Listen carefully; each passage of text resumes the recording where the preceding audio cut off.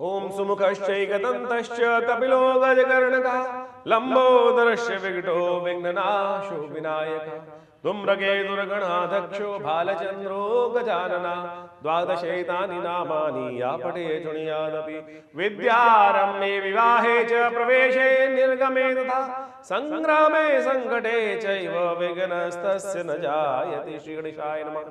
मिथुन राशि वालों के लिए ग्रहों का योग किस प्रकार का बन रहा है, शनि के अस्त होने से आपकी राशि पर क्या प्रभाव पड़ने वाला है। शनि महाराज आपकी राशि के अनुसार से इस वक्त बड़ी अच्छी स्थिति में चल रहे थे, लेकिन शनि का एक प्रभाव होता है कि शनि शनि धीरे धीरे सब कुछ कार्य करता है, लेकिन जो करता है ना वो ऐसा करता है कि पता भी नहीं चलता कि कब बड़ा लाभ दे जाता है। लेकिन शनि महाराज अब अस्त होने जा रहे हैं, आपके भाग्य में चल रहे थे शनि महाराज, और शनि का भाग्य में चलने के कारण से बहुत अच्छे से कई बार योग बनता है, और आपकी राशि के अनुसार से मिथुन राशि वालों के हिसाब से ग्रह योग दिखा रहे थे। लेकिन कई बार क्या होता है, जैसे पता नहीं चलता लोगों को कि लाभ कैसे होगा, एकदम वो चीज़ प्रतिपादित होकर आ जाती है। अब समस्या क्या है कि शनि का जो विशेष तौर पे प्रभाव है वो बड़ा क्षीण है, धीरे धीरे धीरे धीरे। जैसे आप समझें चंद्रमा जो है वो 2.5 दिन में एक राशि करीब करीब 3 दिन में एक राशि पार कर जाता है, हर विशेष तौर पर बहुत जल्दी परिवर्तन का योग बनता है। लेकिन वहीं शनि महाराज जो है 2.5 साल तक एक राशि में चलते हैं। तो ऐसे में जो शनि का प्रभाव है वो विशेष तौर पर मालूम नहीं चलता है लोगों को कि कब शनि का प्रभाव प्राप्त होने वाला है। आपकी राशि के अनुसार से बड़े सुंदर स्थान में शनि महाराज चल रहे थे आपकी राशि में, तो ऐसे में भाग्य जगाने के प्रयास कर रहे थे। तो एक महीने के लिए करीब करीब विशेष तौर पर 11 फरवरी से लेकर 16 मार्च तक के लिए शनि महाराज अस्त हो गए हैं। और ये शनि का अस्त होना आपकी राशि के अनुसार से कुछ मामलों में तो विशेष तौर पे अच्छा है, लेकिन कुछ मामलों में थोड़ा वीकनेस लाने के योग बनाएगा। लेकिन चिंता ना करें, उसके प्रभाव को आप अच्छे से समझते हुए कार्य करने का प्रयास कर सकते हैं। हर चीज़ का कुछ अच्छा कुछ नेगेटिव प्रभाव होता है। शनि महाराज भाग्य जगाने के लिए तैयार बैठे थे, लेकिन पुरुषार्थ में कमी ला रहे थे। शनि कहाँ है? सप्तम विशेष तौर पर 9वें भाव में इस वक्त पिछले जनवरी से चल रहे थे। ऐसे व्यक्ति आमतौर पर क्या हो जाता है, पूरा संपूर्ण रूप से भाग्य पर निछावर करने के योग बना देते हैं।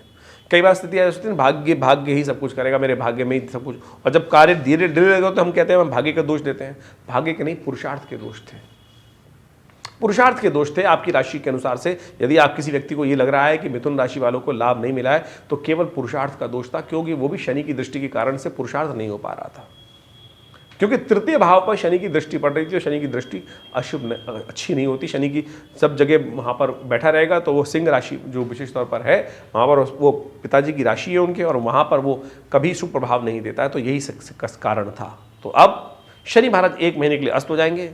तो ऐसे में आप समझ लीजिए जो अब पुरुषार्थ करेंगे, सूर्य महाराज आकर विशेष तौर पर 13 फरवरी को उसी भाग्य वाले स्थान में अवस्थित हो जाएंगे, शनि को अस्त जिनके कारण से हो रहे हैं शनि महाराज, और वो आपके लिए भाग्योदय करने के योग बनाएंगे। इस कारण से, पुरुषार्थ से, कर्म से, क्योंकि शनि सूर्य वहाँ पर आकर आपके विशेष तौर पर आप समझे तो वो आपके तृतीय भाव को देखेंगे। शनि तृतीय दृष्टि जो विशेष तौर पर सप्तम दृष्टि से जो भाव को देख रहे थे उसका प्रभाव शून्य हो जाएगा। तो ऐसे में जो पुरुषार्थ आप करेंगे उसका प्रभाव, उसका लाभ आपको 1 महीने बाद, इन 45 दिनों के बाद भी, और इन 45 दिनों में भी देखने को मिल सकता है। और लाभ की स्थिति आने वाले समय में आपको बहुत अच्छे से प्रशस्त करते दिखाई देंगे। आप कई बार समझ लीजिए क्या है। तो ऐसे में ग्रहों का योगायोग जो बहुत सारे लोग आपके लिए बताने का प्रयास कर रहे थे कि आपके लिए शनि अशुभ हो गए हैं, हमारे दृष्टिकोण से शनि ने अस्त होकर आपके लिए एक नई अपॉर्चुनिटी खोलने का योग बना दिया है। तो आपको उसका लाभ लेने का प्रयास करना चाहिए। और ऐसे में बाकी ग्रहों का परिवर्तन भी एक खास बात दिखाने का प्रयास कर रहा है कि आपके नई मित्रता, नए संपर्कों से लाभ प्राप्ति के योग बन सकते हैं। बस पुरुषार्थ की तरफ आपको ध्यान देने की जरूरत है। तो पुरुषार्थ जितना बढ़िया से करेंगे उतना बढ़िया आपके लिए ग्रहों का योगायोग बनेगा। मंगल आपके इस वक्त अष्टम भाव में विराजमान है उच्च के होके, और ये आपके लिए बहुत अच्छे से बड़े विचार हृदय वाले व्यक्तियों के, विशाल हृदय वाले व्यक्तियों के लिए वो आपको बहुत अच्छे से उनकी दोस्ती के लाभ मिलते दिखाई देंगे। और विशेष तौर पर बृहस्पति भी इस वक्त अपनी पूर्ण ताकत के लगाकर आपको लाभ देने के योग बना सकते हैं। तो पुरुषार्थ के हाथ में आपकी किस्मत बहुत जल्दी से, यानी मेहनत और सफलता के रास्ते, मेहनत से सफलता के रास्ते, भाग्य को जगाने के रास्ते खुलने के योग बना रहे हैं। गारंटी है ग्रहों की, विशेष तौर पर यदि आपने सही पुरुषार्थ कर लिया तो सही दिशा में आप बढ़ गए तो आपके लिए तुरंत फल देने के लिए यहाँ योग भी ग्रहों का बहुत अच्छे से बनता दिखाई देगा। ऐसे में अपने ग्रहों का पूर्ण फल लेने के लिए सबसे अच्छा मिथुन राशि वालों के लिए है कि नित्यप्रति गणेश जी की वंदना। हमने कार्यक्रम के आरंभ में एक वंदना की थी ना, सुमुखश्च दंतश्च कपिलो गजकर्ण का लंबो दृष्टि विकटो विघ्नाशो विनायका। ये द्वादश नाम है गणेश जी के, नित्यप्रति स्मरण कर लें तो बहुत कल्याण के योग बनेंगे। यदि नहीं हो पाए तो ओम गंगणाधिपतये नमः इस मंत्र का जप कर लीजिए, नित्यपति गणेश जी को दूर्वा अर्पित कर दीजिए। देखिएगा ईश्वर की कृपा से आपके लिए ग्रहों का योगायोग बहुत सुंदर रास्ता बन के तैयार दे रहा है। ऐसे में आपको बहुत बढ़िया से लाभ के योग प्रशस्त होते दिखाई दे रहे। तो हमारी गणना हिसाब से हमने आपको समझाने का प्रयास किया। ज्योतिष को कई नज़रियों से देखने की आवश्यकता है ग्रहों की स्थिति को समझते हुए। तो हमने आपके लिए एक विजन रखा यहाँ पर, उसको समझते हुए कार्य करेंगे तो आपके लिए बहुत अच्छा रहेगा। और भी बहुत सारी गणनाओं की बातें हैं वो भी आपको समझनी चाहिए। इसके अलावा जैसे हमने कहा कि बहुत सारे लोग लिख के भेजते हैं कि हमारी जन्मपत्री में कुछ हो ही नहीं रहा है, ये आप लगातार हम कर रहे हैं।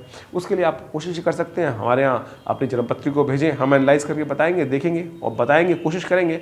हो सकता है आपके बहुत सारे योग ऐसे हों जो कुछ ना कुछ कष्ट के योग बना रहे हों और ये उनको निवारण कर लेंगे तो बिल्कुल वारे न्यारे हो सकते हैं। आप सबका स्वागत है विवेकानंद योग आश्रम में।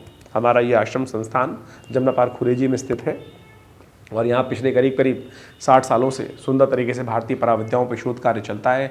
हमारे पिता आचार्य श्री केशव देव जी महाराज के साथ सानिध्य में रहकर बहुत सारे विषयों पर आश्रम में लगातार शोध हुआ और आज भी उन्हीं कार्यों पर हम आगे बढ़ाने का प्रयास कर रहे हैं। नित्यपति आश्रम में करीब 8 घंटे के आसपास यज्ञ होता है और बहुत सारे उत्सव समय से मनाए जाते हैं और हम आपको अवगत कराते ही रहते हैं उन सब संबंध में। आप भी विवेकानंद योगाश्रम में आकर उन सब सुविधाओं का लाभ ले सकते हैं, चाहे वो स्वास्थ्य संबंधी समस्या हो। तो ये आश्रम बहुत सारे क्षेत्रों में हम कार्य करने का प्रयास कर रहे हैं। योग इत्यादि के क्षेत्र में, प्राकृतिक चिकित्सा इत्यादि के, आयुर्वेद के क्षेत्र में एक पूरा 100 बेड का हॉस्पिटल यहाँ पर बनाया गया है। माँ भगवती का एक चमत्कारी शिव विग्रह यहाँ विद्यमान है जो मुल्तान से 1947 में उपस्थित हुआ। 500 साल पुराना शिव विग्रह, उनके सानिध्य में ही आश्रम की समस्त व्यवस्थाएं चलती हैं और उनका दर्शन नित्यपति आप कर सकते हैं। और रविवार के दिन एक विशेष कार्यक्रम आश्रम पे किया जाता है जिसमें यज्ञ में जो 8 घंटे नित्यपति यज्ञ होता है रविवार वाले दिन, उसमें सादर सब लोग आमंत्रित रहते हैं। भंडारे इत्यादि का कार्यक्रम होता है तो आप सब उन सब समस्त कार्यक्रम में आके लाभ ले सकते हैं। और जन्मपत्री के संबंध में विचार विमर्श करने के लिए भी सुंदर व्यवस्था हमारे इस आश्रम की तरफ से रहती है। फ़ोन नंबर्स आपके सामने स्क्रीन पर है, उन सब में आप लाभ लेने का योग बना सकते हैं। धन्यवाद।